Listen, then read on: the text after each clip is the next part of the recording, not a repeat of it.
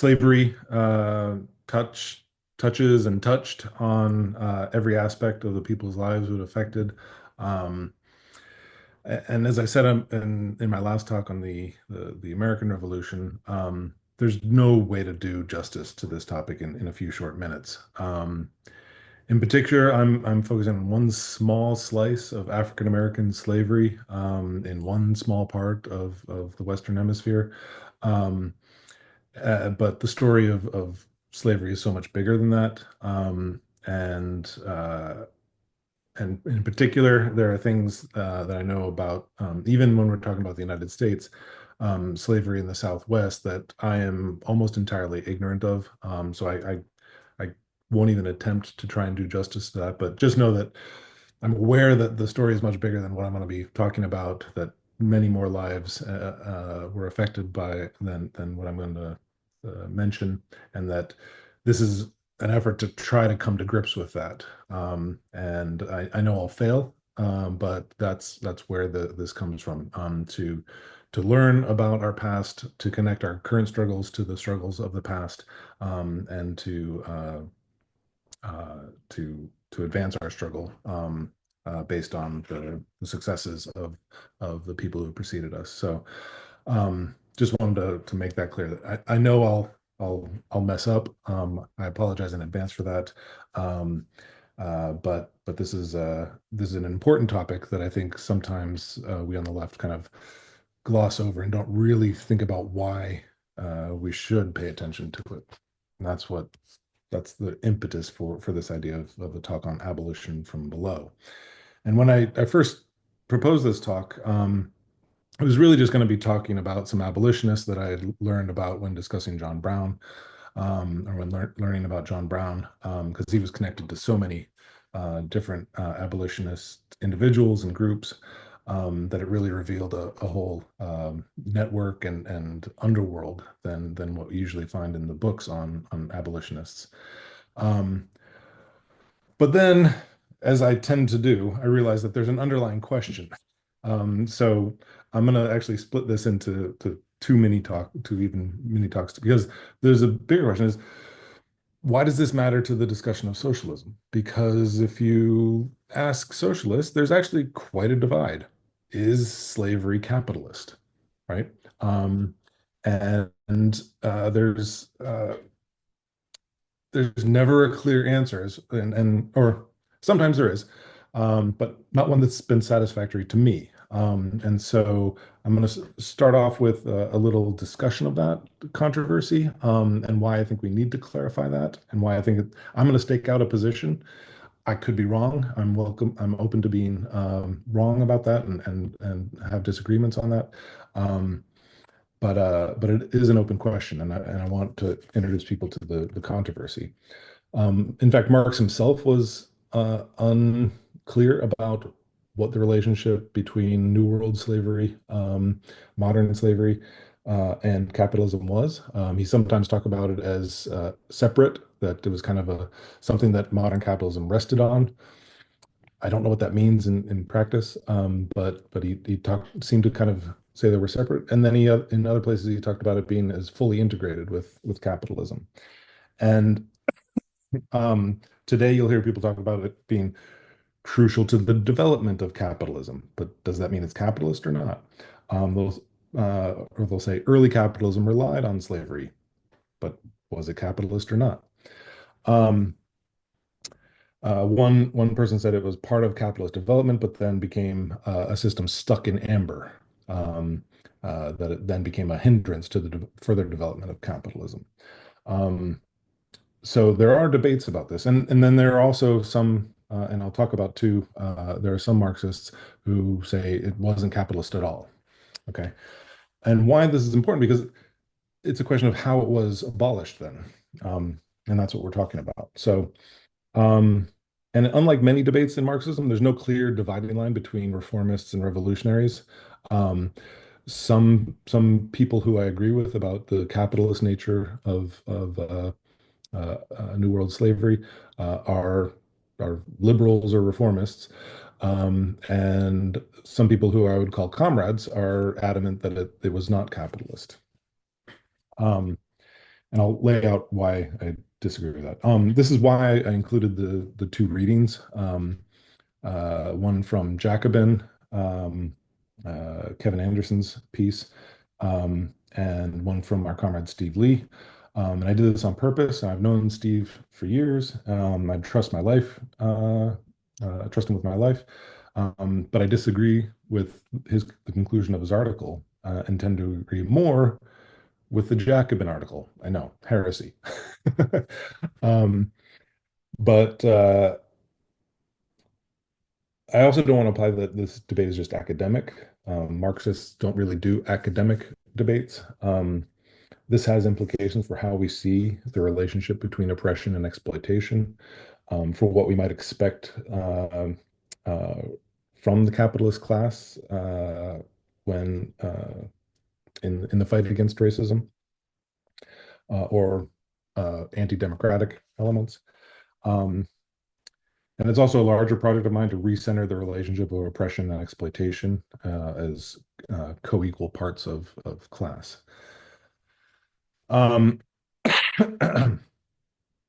so two camps. One, it's not capitalist. The other is capitalist or capitalistic-ish. Um, the not capitalist, the two kind of best examples are Eugene Genovese and Charlie Post. Eugene Genovese wrote in the 70s, as a explicitly Stalinist Marxist. He said it was not capitalist; it was instead a paternalistic society, um, and he said this was a an ancient holdover. This was part of his stages idea, that was standard in Stalinism, and it slides into the Communist Party idea that Lincoln was a bourgeois revolutionary, and then played into the pop front idea that racism is kind of this pre or anti-capitalist, retrograde ideology, and that to fight racism, you can ally yourself with progressive liberals or the progressive bourgeoisie um, in that fight.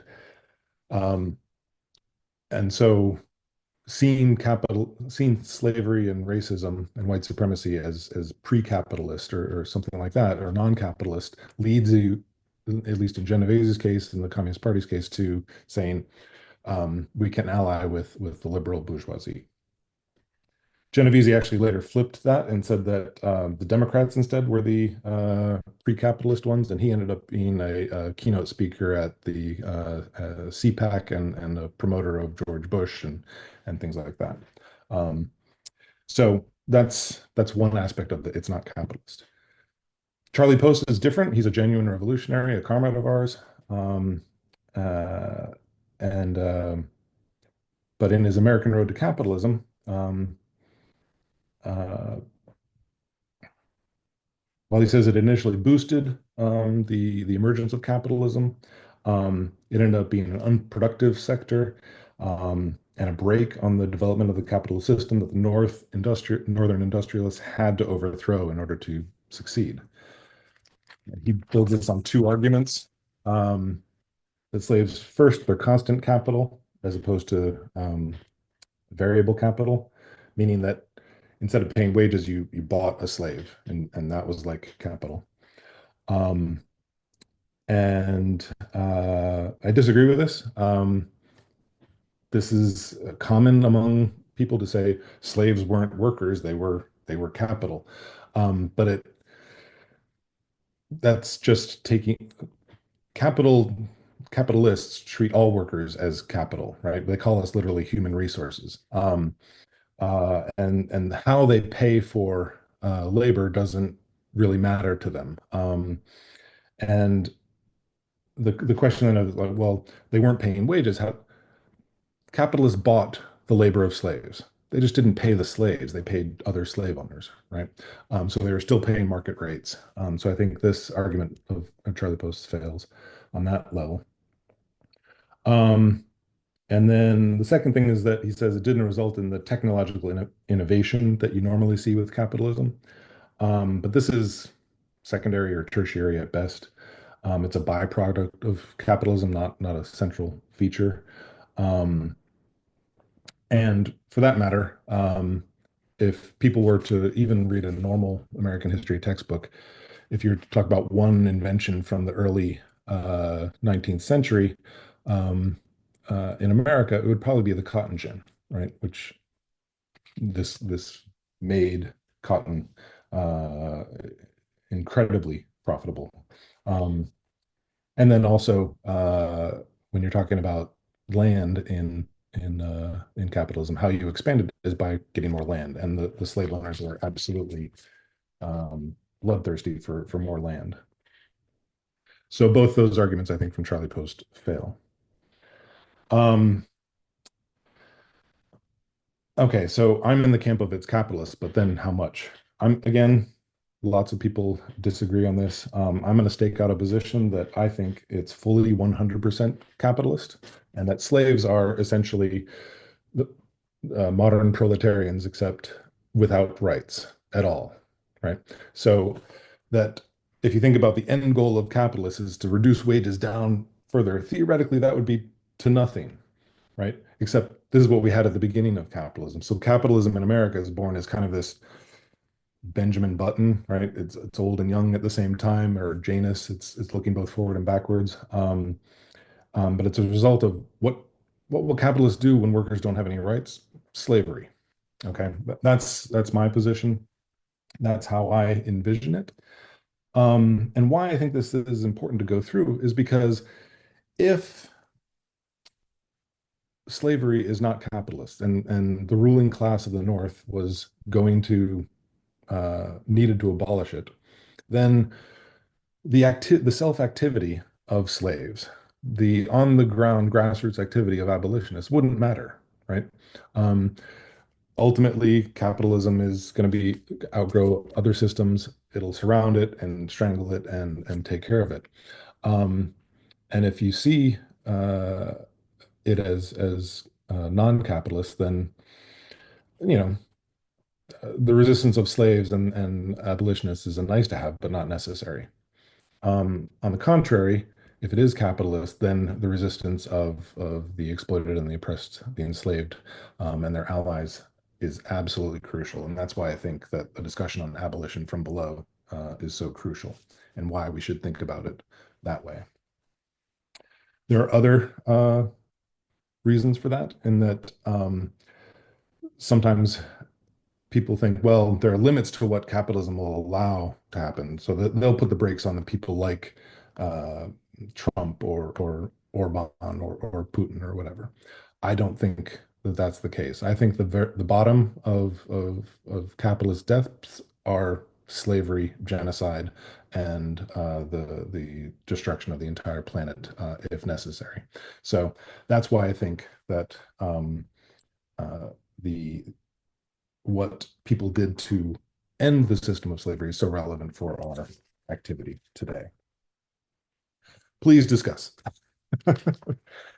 um, all right. I had a whole little history uh, of how capitalism developed slavery rather than the other way around. Um, and but if people want to discuss how slavery developed, it wasn't like it just came from the old world, right? This was a new creation in the new world. These laws were created out of whole cloth. The system developed over time, and it was literally invented at the beginning of capitalism. Um, but if we want details, we can discuss that stuff. All right. Now, abolition from below.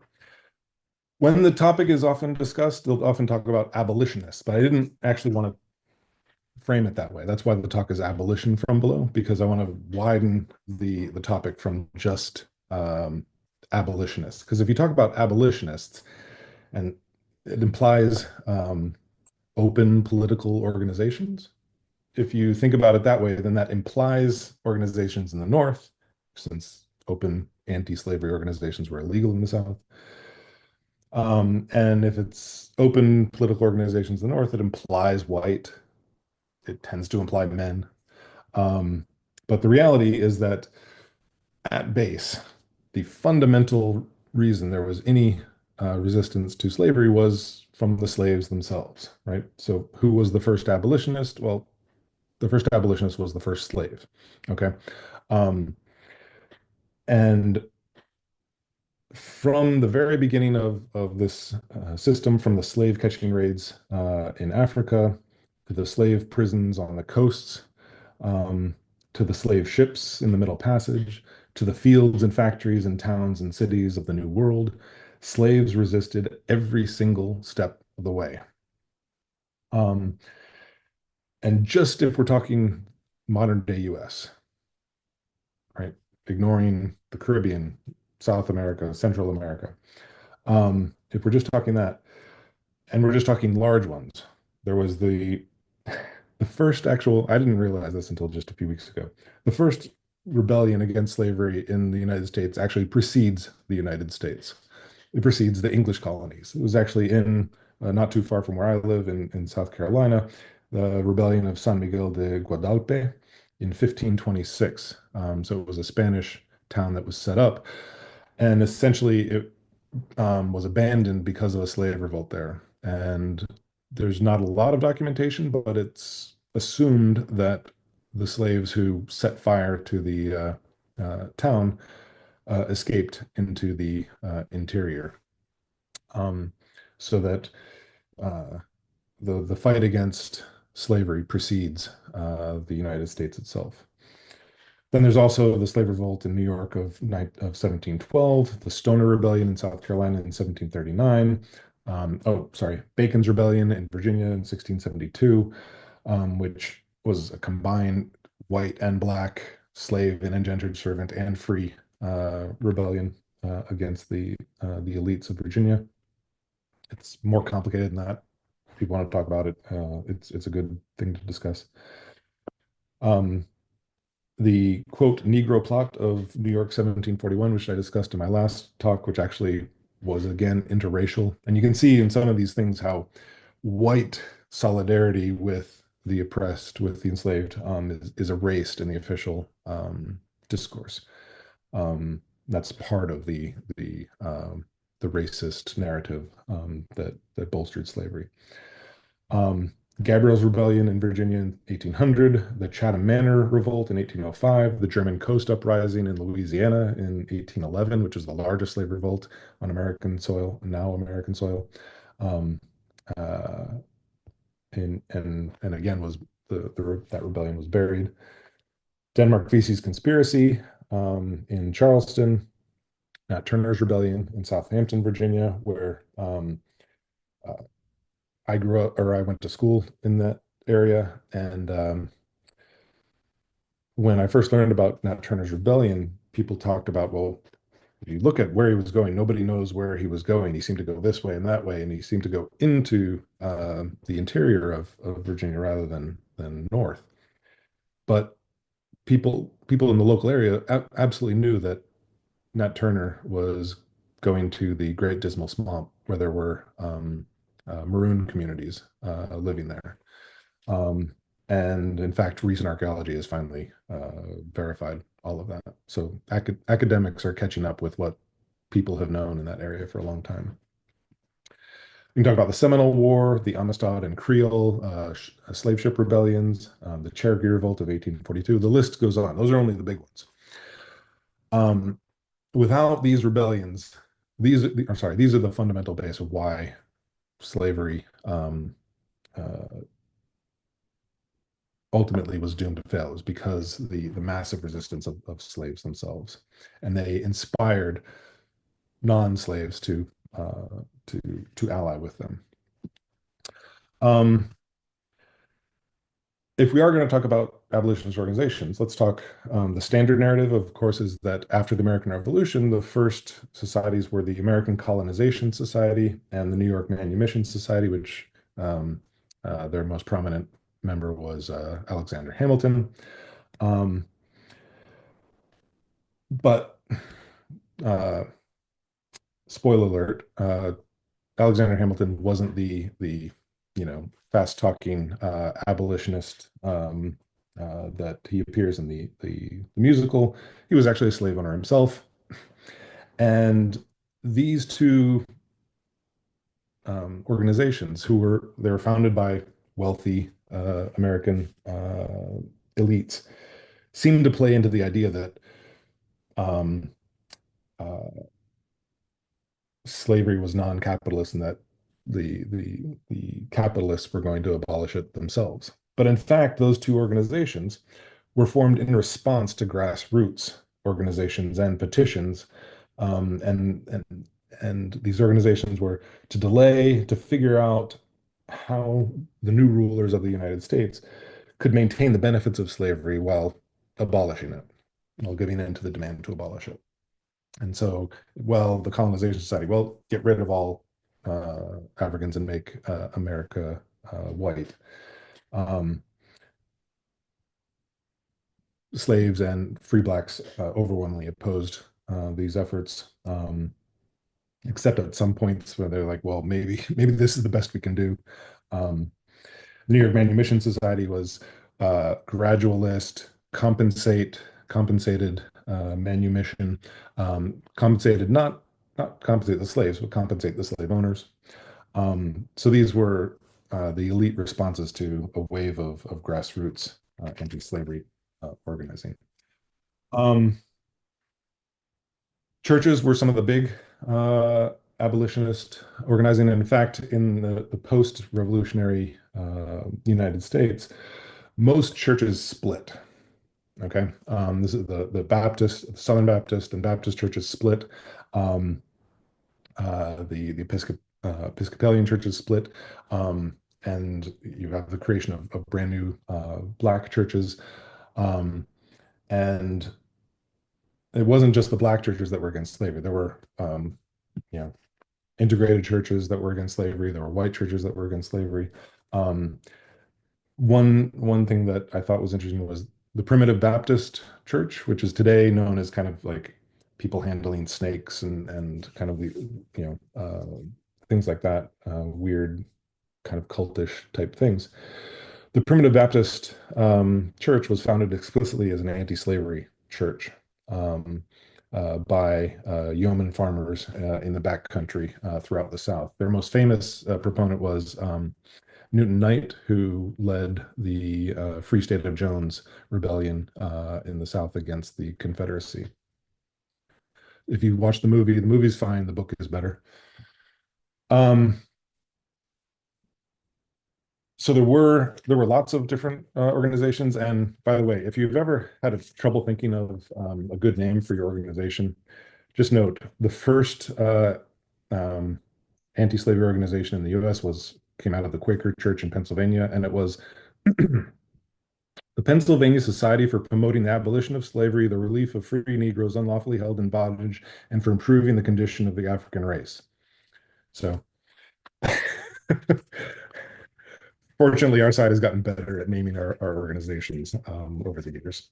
Um, so but these organizations spread. The most famous of the organizations was, of course, the American Anti-Slavery Society.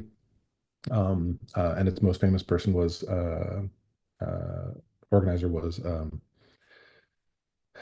William Lloyd Garrison. Now the Garrisonians were incredible organizers, and far from being singly focused on slavery, they were in fact actively looking to build solidarity amongst other groups fighting different oppression. They not only opposed slavery, but they opposed racism in all its forms. They were constantly being harassed and arrested for breaking segregation laws in the North. Um, they supported women's liberation, women's equal rights. And in fact, people may, again, the idea that the elites were behind abolition. One of the founding members was Arthur Tappan, a wealthy businessman. Um, but he was always known inside the American Anti-Slavery Society as a break, as a compromiser, as wanting to work with other elites in government. And while they formed in 1831, um, uh, by 1840, Arthur Tappan split with them specifically because he opposed women's liberation. He opposed women's equal rights. So far from being the leading the abolitionist movement, um, these quote gentlemen of property and standing, they were actually the leaders of the anti-abolition uh, movement, and in fact, leaders of the anti-abolition mobs that constantly confronted. So while every once in a while you have an Arthur Tappan or a Garrett Smith, um, uh, the history of the abolition movement is littered with mobs being formed by the elites of different towns to violently attack abolitionists. And this isn't new information. I picked this book up. I can't say because of the blur, but it's called Gentlemen of Property and Understanding.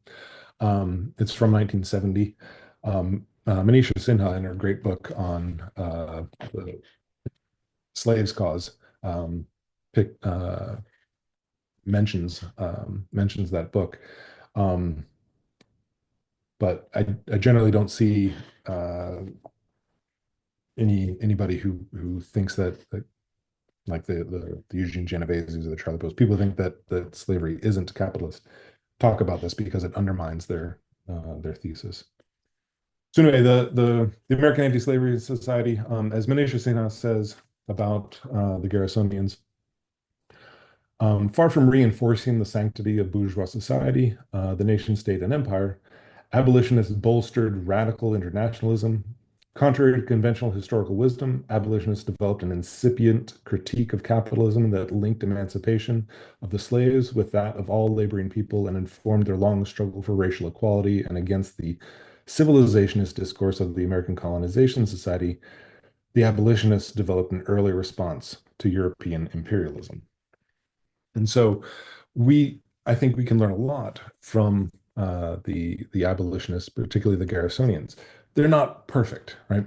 Um, the Garrisonians had a list of principles that you had to agree to be linked to the AASS. One of which, many of them were good, equality, blah blah blah, like all things we would support. One of them was non-resistance.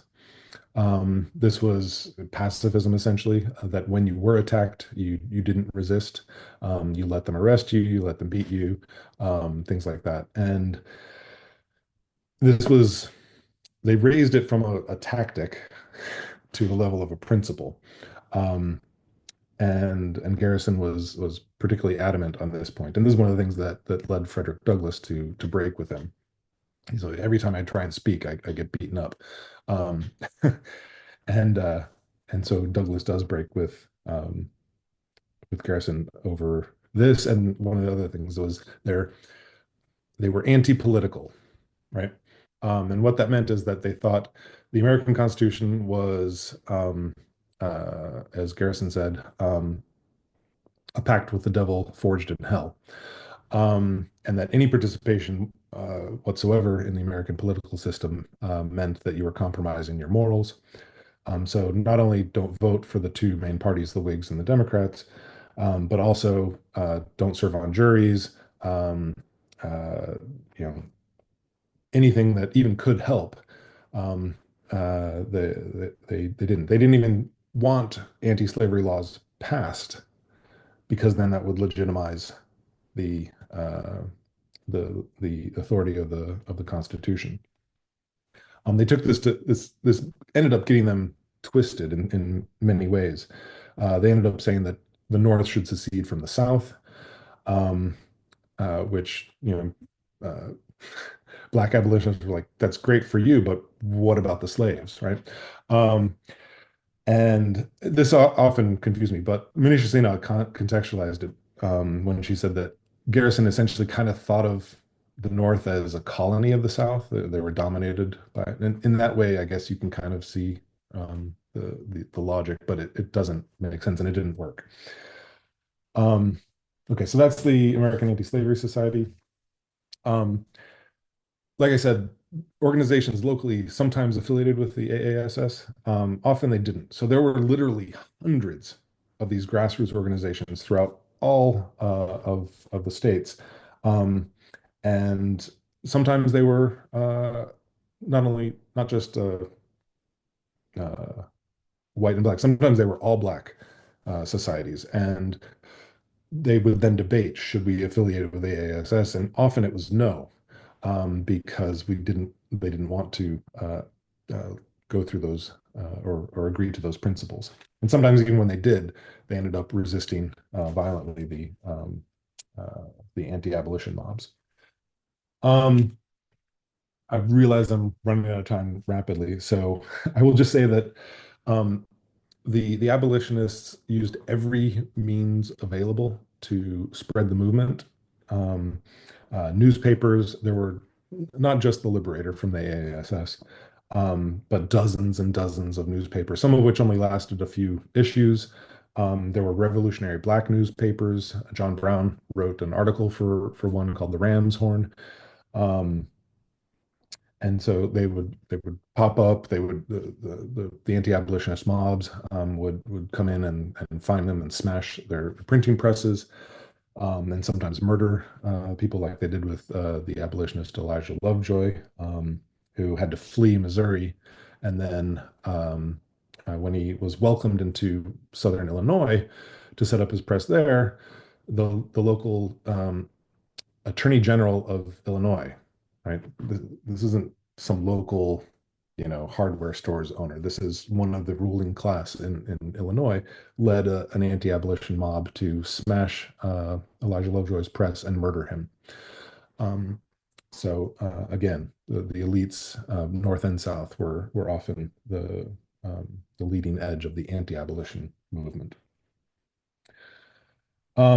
In addition to all these different organizations, there were uh, semi-legal or illegal ones that we're only now just finding out about in the last few decades. There were the militias of Liberty, which had a network that paralleled the Underground Railroad, which I'll have to skip that whole section. Um, but the Knights of Liberty, I just literally found out about this a few days ago. And So it was a secret military organization that ran in parallel to the Underground Railroad and claimed the leader of it, a man named Moses Dixon, claimed that at its height in 1856, they had 42,000 people confirmed to be members of this secret society. Whether or not that's true, I don't know. But these things are just coming to light in the last few decades. And finally, political organization. The last thing is that Frederick Douglass broke with Garrison not only because of the nonviolence thing, but also because of the political abstentionism. This, I think, is really important, but I'll mention it really quickly. We know Frederick Douglass edited the North Star. That's his newspaper. But actually, shortly after founding the North Star, he was contacted by the Anti-Slavery Liberty Party, a tiny, tiny, tiny third party that was an abolitionist party, um, and said, do you want your paper to be our organ?" And he said, "Yes." Change the name. So the North Star only lasted a short while. The name of his paper after that was Frederick Douglass's paper. Um, and that became, so Frederick Douglass's newspaper was the newspaper of the Liberty Party. It was a third party abolitionist party. It was the activist press of the Liberty Party. The Liberty Party then fuses with the Free Soil Party, which if people have, there's a study group on Marxist fundamentals going through the Communist Manifesto. Marx mentions the agrarian reformists in the Americas. Those were the agrarian reformists, the Free Soil Party. They fuse with that. That then becomes the Republican Party when the Whig Party collapses and a few of the anti-slavery Whigs then join the Free Soil Party. That political independence, right? That third party principled political independence from the two main parties is what precipitates the crisis that leads to the abolition of slavery. And of course, during the war itself, there's not only the active participation of Black troops that helps swing the war in the North's favor. But also, as W.E.B. Du Bois says, and this I think is much more crucial than even the participation of Black troops, which itself was crucial, that slaves in the South essentially went on what he called a general strike. They left the plantations and ran away and joined the northern supply lines and became laborers for the Northern Army. And this is when this finally happened. This is what led to the utter collapse of the Southern slave war effort. And so, from top to bottom, from beginning to end, the self-activity of the enslaved, of the oppressed, was crucial to the resistance to that. And without it, the system would not have been abolished.